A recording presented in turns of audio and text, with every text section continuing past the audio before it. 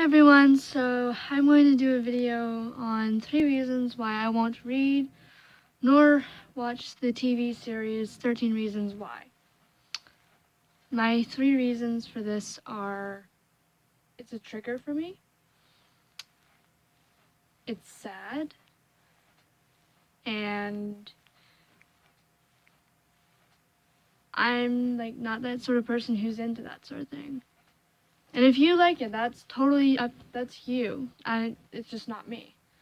So the reason why it's a trigger for me is I have my own mental health issues. I'm not going to get into it too much, but basically I suffer from depression and that sort of thing. So if you're squeaking, it's my cot rocking. Also, I just don't like that sort of thing. I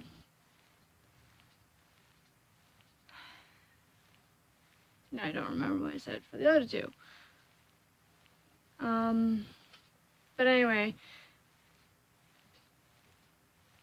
it's a trigger for me because I had a good friend who became my boyfriend in high school, who then became my ex-boyfriend, who very sadly committed suicide. I'm not going to say his name, but for those of you who went to Hilltop on Facebook that I'm friends with, you know who I'm talking about. And so, to see, those commercials for it, it's a constant reminder that my ex-boyfriend who died is up in heaven, basically, if you believe in that.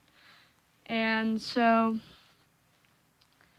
it always gets me, and even talking about it now, it sort of hurts, but I'm trying to get past it. And that's basically what I'm trying to do, is I'm trying to move past my sadness and depression and all that, and try to find a way to be happy. And right now, I'm not happy. I'm actually rather sad. Not because 13 Reasons Why is out there now and whatever, but no, it's just depression.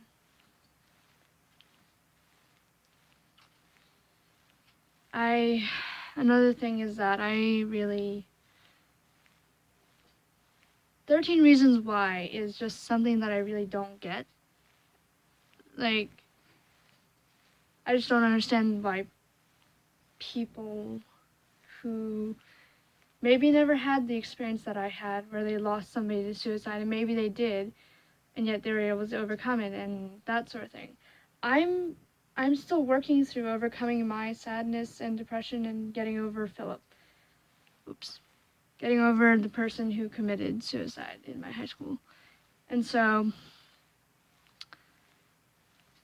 I'm still working on that. And maybe those people just were able to get over it a little easier than I was. But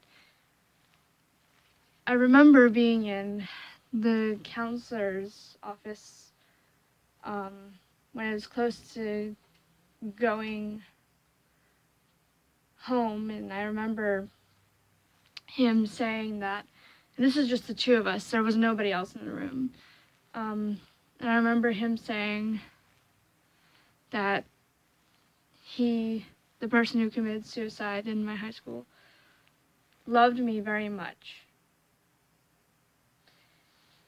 And that stuck with me, and it always will stick with me, and I won't ever forget it. So, another thing is it's hard talking about it. It really is.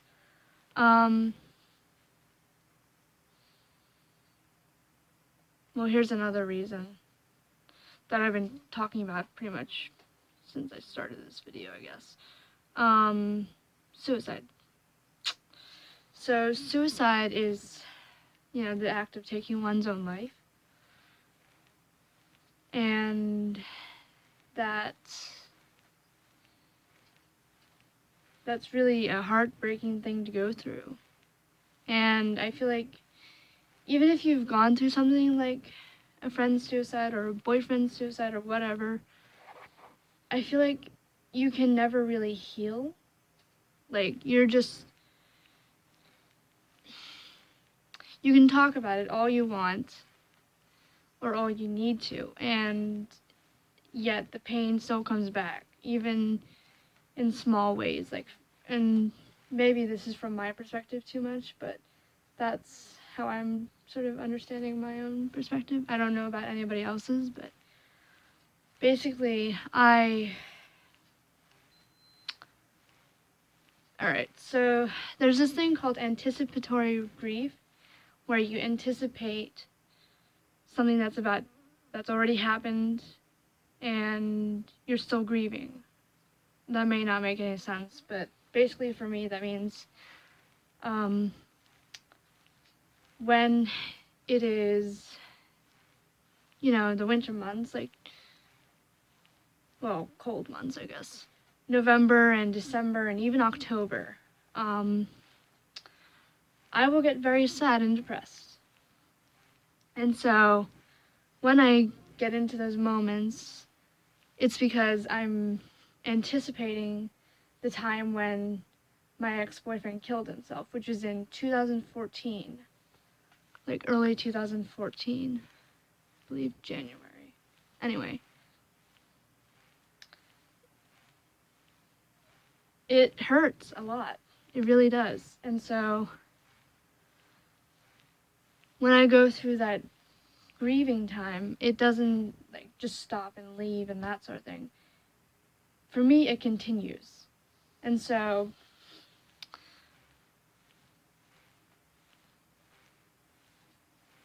for an example, I may not be remembering this correctly, so correct me if I'm wrong, but there was one trailer for 13 Reasons Why where there was one person who had gotten the tapes and listened to them. Not the main character, but somebody else who was a reason why the girl committed suicide or whatever. I don't know the story that well. I'm just sort of making a bad generalization, I guess you could call it, about it. Or a bad synopsis, I guess. Anyway.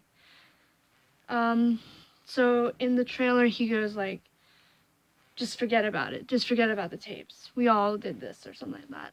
And you can't really forget about something like that. You can't forget about somebody who hurt themselves or killed themselves, and then are gone forever.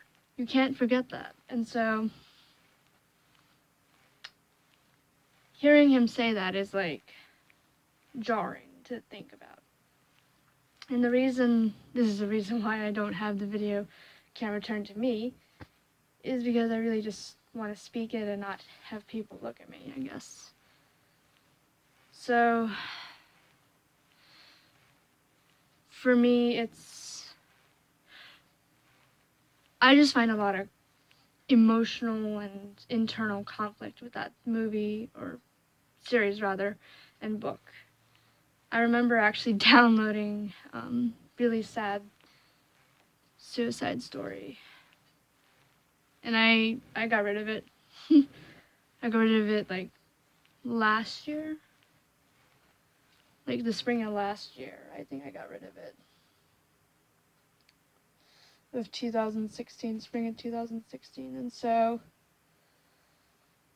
I got rid of it, and I was actually a lot better off without it. But even then, I still my mind still kept going back to it. And so I kept going back, and I kept thinking, and in my head I was thinking about what the ending might have been, because I didn't finish the book. I just got rid of it off my Kindle, and on my phone and never got it again. So, and I don't know why why I would get a book about suicide and then get rid of it. Like, I understand why I got rid of it. That's because I just couldn't deal with it.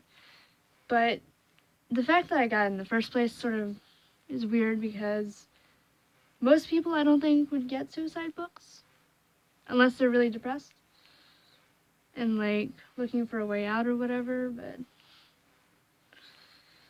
no, I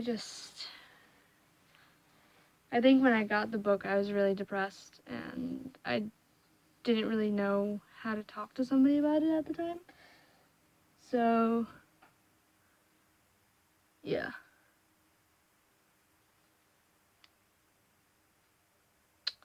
I'm gonna stop this video now. So thank you for listening / watching this video, I guess, and I'll talk to you guys some other time. Thank you.